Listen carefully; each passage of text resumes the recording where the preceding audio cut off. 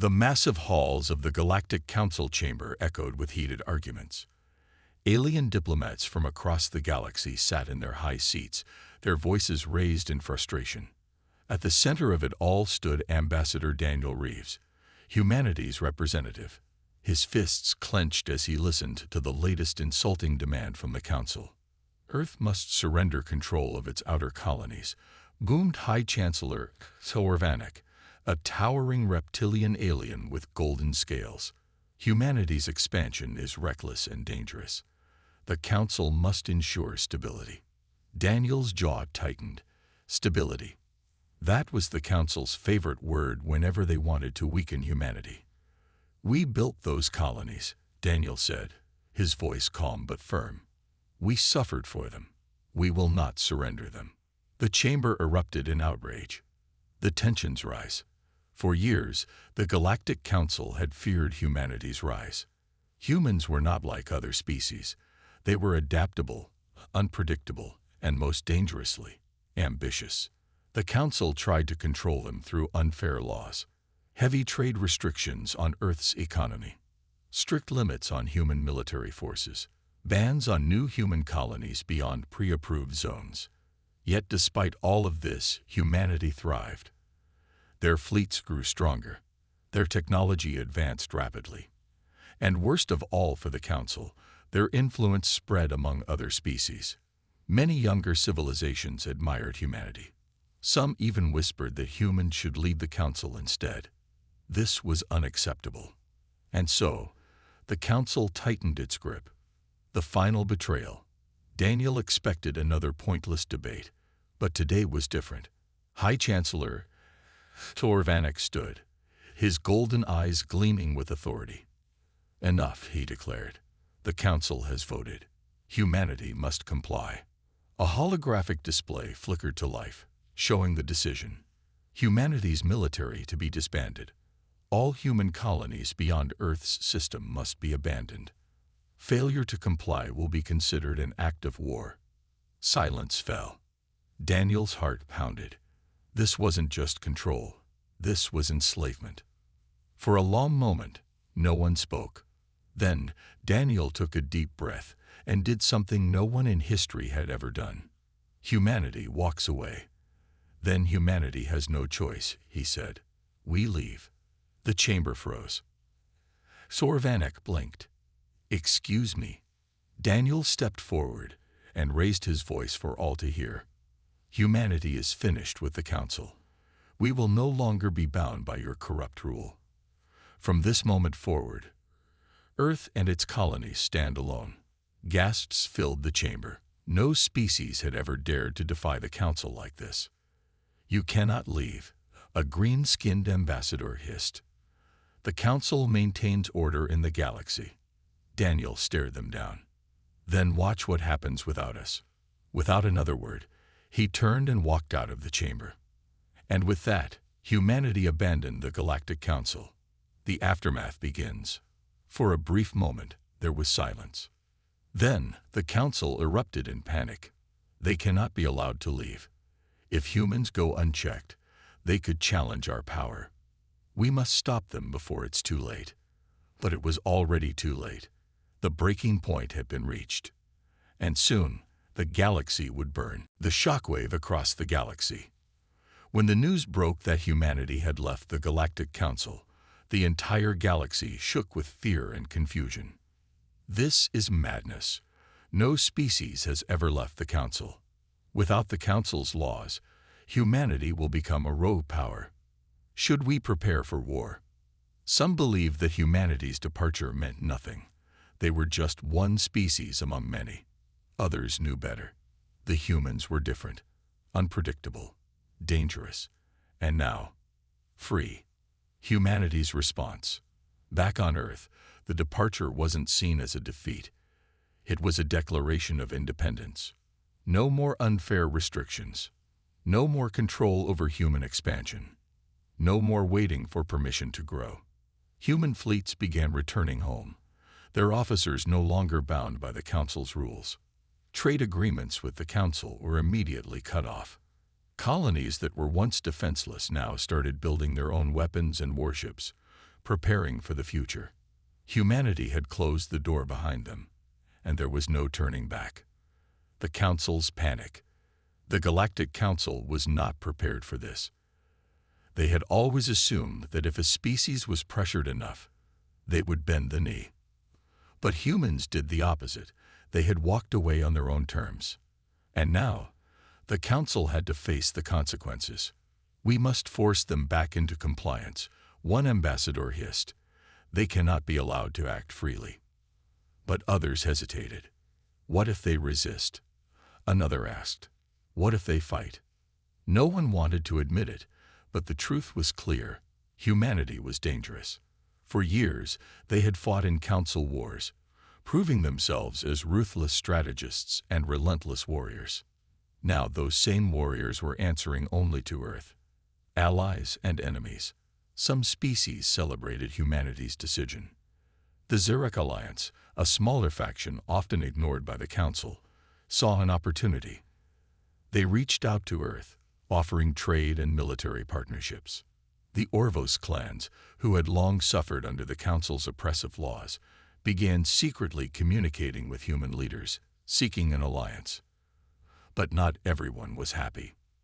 The Varkish Empire, an old and powerful race, saw humanity's exit as a threat to galactic stability. The Klin Dominion, a species of insectoid warriors, believed that if humans refused to submit, they should be crushed. And so, the stage was set. Humanity's departure had unleashed chaos, and soon, war would follow. Tensions ignite. The Galactic Council chamber was in chaos. The humans must be dealt with. If we allow them to remain unchecked, they will become a threat to us all. We must act before it is too late. The Varkish Empire and Klin Dominion were the loudest voices, demanding immediate military action against humanity. But some species hesitated. "The humans have not attacked anyone," said an Orvos ambassador. "They simply walked away. Why must we start a war?" "Because if we don't," growled a Varkish warlord, "they will." And so, a secret decision was made. The ambush. The Council approved a covert operation, a preemptive strike against a human colony to send a message. Their target, New Terra, one of humanity's most advanced outer colonies. A fleet of Klin warships, known for their ruthless efficiency, was sent to blockade the colony. They arrived in orbit, their weapons charged and ready. A transmission was sent. "This is Klin High Commander Vrolok. By order of the Galactic Council, New Terra is now under our control. Surrender immediately or be destroyed." For a moment, silence. Then, a single reply came through. Humanity's response. The voice was calm. "This is Governor Elias Vance of New Terra. The Council has no authority here." A brief pause. Then, Vance's voice hardened. "If you fire on us, you will be making the biggest mistake of your lives." The Klin commander laughed. "You are outnumbered. We have 50 warships. You have nothing." Then, the sensors picked up something unexpected. Massive energy signatures detected. Multiple warp drives activating. Ships arriving in system. The Klin fleet turned their scanners to deep space, and their blood ran cold. A human fleet had arrived. The battle begins. The Terran Defense Fleet emerged from hyperspace, a powerful formation of cruisers, battleships, and carriers. At the center was the UHS Vengeance, one of Earth's most powerful warships. Admiral Sarah Renfield's voice came through the comms. "You have 10 seconds to leave this system, or we will open fire." The Klin commander hesitated. No one had expected humans to move so fast. No one had expected them to be ready for war. And then, someone panicked. A Klin warship fired the first shot. It was a mistake. Fire and fury. The UHS Vengeance responded instantly, unleashing a devastating barrage of railgun fire. Boom! The first Klin destroyer was ripped apart in seconds. Human torpedo squadrons launched, weaving through enemy fire and striking key targets. Earth's warships moved in tight formations, outmaneuvering and overwhelming the Klin forces. Within minutes, the Klin fleet was in full retreat, their ships burning in space. The galaxy watches. The battle was over. But the message was clear. Humanity was no longer bound by the Council. They would not be controlled. And if war came to them, they would fight. The first strike had failed. And now, the galaxy held its breath, wondering what humanity would do next. The aftermath of battle. The Klin fleet limped back to Council space, their warships scared and broken. Every species in the galaxy was watching. The Council had expected an easy victory, but humanity had crushed their forces, and now fear spread like wildfire. The Council chambers were in chaos. How did the humans repel our forces so easily? They were supposed to be weak without our support. If they can defeat the Klin, what else are they capable of? For the first time, the Council realized the truth. They had underestimated humanity, and now they had made them an enemy. The Council's secret plan, the war-hungry factions, the Varkish Empire, the Klin Dominion, and the Drelth Coalition, demanded immediate retaliation. But the more cautious races hesitated. If we escalate further, humanity will have no reason to hold back. The Council was divided. But in secret, a new plan was formed, one that did not involve direct war. Instead of fighting humanity head-on, they would cripple them from the shadows. Sabotage, assassinations, economic warfare. The Council would ensure that humanity collapsed from within. Earth's next move. Meanwhile, on Earth, the victory at New Terra had only strengthened the people's resolve. Recruitment stations were flooded with volunteers, eager to defend humanity's new independence. Weapons production increased as Earth's factories worked day and night. Colonies fortified themselves, preparing for whatever the Council might do next. But there was one major question. Would humanity strike back? Admiral Renfield stood before the United Human Federation Council, her voice calm but firm. The Council attacked us first. If we do nothing, they will try again. A murmur spread through the room. Some believed that holding their ground was enough. Others believed that humanity had only one option: war. The assassination attempt. Before a decision could be made, the Council's plan began. A human diplomat, Ambassador Daniel Roth, was on a diplomatic mission to negotiate with the neutral Zirek Alliance. But before he could enter negotiations, his ship exploded. A terrorist attack. No survivors. And the message was clear. Humanity was being targeted. Humanity's response. The news shook Earth to its core. The Council just assassinated one of our diplomats. They want us to fall into chaos. We must strike back before they do this again. And then a decision was made. Humanity would no longer wait for war to come to them. It was time to fight back. The decision for war. Earth was no longer willing to wait. The assassination of Ambassador Daniel Roth was the final breaking point. The United Human Federation Council gathered in a tense meeting. The choice was clear: either prepare for another attack or strike first. Admiral Sarah Renfield stood before them, her voice calm but firm. The Council thinks we will remain defensive. They believe we are weak. We must prove them wrong. There was a moment of silence, then unanimous agreement. Humanity would take the fight to the Galactic Council. This was no longer just a defense. It was a war for survival. The Shadow War begins. The first step was not brute force, but precision strikes. Humanity's best spies and cyber warfare teams were sent into action. Galactic Council's encrypted communications, hacked.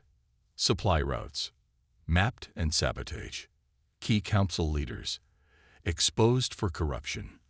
Within days, the Council's inner workings were in chaos. The first human offensive. Then, the real war began. The Terran Defense Fleet, led by Admiral Renfield, launched a lightning assault on a critical Council-controlled shipyard, Caldor 9.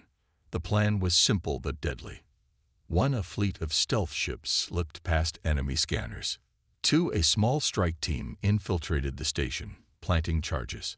3. Once the bombs detonated, The fleet launched a full attack. Caldor 9 burned in less than an hour. Hundreds of enemy ships destroyed before they could even launch. The Council never saw it coming. Panic in the Council. The news of Caldor 9 spread like wildfire. The humans struck first. They destroyed one of our most important shipyards. We thought they would stay on the defensive. We were wrong. For the first time, fear gripped the Council. The Varkish warlord slammed his claws against the table. We must retaliate with full force. Burn their worlds. But others hesitated. The humans were not just fighting back. They were outmaneuvering the Council at every turn. The war had begun. But now, it was humanity that had the upper hand. The aftermath of Caldor 9. The destruction of Caldor 9 sent shockwaves through the galaxy. Humanity had proven they were not prey. They were hunters. The Council's forces were in disarray. Their supply chains were compromised. Their fleets struggling to recover. Every species was watching. If humans could do this much damage so quickly, what else were they capable of? But the Council wasn't defeated yet. The Council's counterattack. The Klin Dominion, humiliated by their failures, launched an all-out attack on Earth's colonies. A fleet of 500 warships targeted New Terra, humanity's newest and most vulnerable colony. The plan was simple. Crush the colony. Force humanity into surrender. Show the galaxy that the Council was still in control. But humanity was ready. The Battle of New Terra. Admiral Renfield received the warning just hours before the Klin fleet arrived. She didn't panic. She prepared. New Terra's defenses activated. Orbital railguns powered up. Stealth drones spread out, waiting to ambush. When the Klin fleet entered orbit, they were met with hellfire. Mass driver cannons tore through their front lines. Hidden torpedo ships struck from the shadows. Human pilots, outnumbered but skilled, danced through enemy formations. It was supposed to be an easy victory for the Council. Instead, it became a massacre. Humanity's secret weapon. But the real turning point came when humanity unleashed something new. A prototype AI-controlled battleship, the UHS Revenant. No crew, no hesitation. Just pure, calculated destruction. Faster than anything the Klin had ever seen. Capable of adapting in real time. The Revenant alone took down dozens of enemy warships before they even understood what was happening. The Klin panicked. They retreated. For the first time, a Galactic Council fleet had been utterly defeated, and humanity had barely lost a single ship. Fear spreads across the galaxy. The Council's leadership was now in full crisis mode. If the humans have these AI warships, what else are they hiding? We thought they were primitive. We were wrong. If we don't stop them now, we never will. Humanity's next move. But Admiral Renfield was not done yet. She sent a message to the Council. This was your last chance to stand down. You started this war. Now we finish it. Humanity was no longer just defending itself. It was time to take the fight straight to the Galactic Council's homeworlds. The final strike. The Galactic Council's homeworlds were in chaos. Their fleets were shattered. Their supply chains broken. And now, humanity was coming for them. The Council leaders scrambled for a solution. Surrender, one of them whispered. No, we cannot let these primitives win. Another roared. Then what do we do? We've lost nearly every battle. But before they could decide, an explosion rocked their main defense station. Their long-range sensors went offline. Then the message arrived. Admiral Renfield appeared on every Council screen. You have two options. Surrender now, or we bring this war to your doorstep. Choose wisely. The Council hesitated, but then came the realization. Earth wasn't sending a fleet. Earth wasn't sending an army. Earth was sending the AI warships. The final battle. The UHS Revenant led the charge. Thousands of unmanned AI-controlled ships, faster, smarter, deadlier than anything the Council had ever seen. They tore through enemy defenses, disabled warships before they could fire, hacked planetary shields, leaving worlds vulnerable. The Council's final fleet, once the most powerful in the galaxy, was annihilated in minutes. The galaxy watched in horror. The invincible Council had fallen in a single day. The end of an era. The Council's last remaining leaders surrendered. Humanity did not demand conquest. No planets were taken. No civilians were harmed. Only one rule was enforced: humanity would never be controlled again. The galaxy had a new balance of power. Humanity was no longer the underestimated newcomer. They were the ones who shattered an empire. And they had only just begun their journey among the stars. The final transmission. Before leaving the Council homeworld, Admiral Renfield sent one final message. We were never your enemies. But if you ever try to chain us again, we will remind you why Earth is a death world. Transmission ended. The war was over. Humanity had won.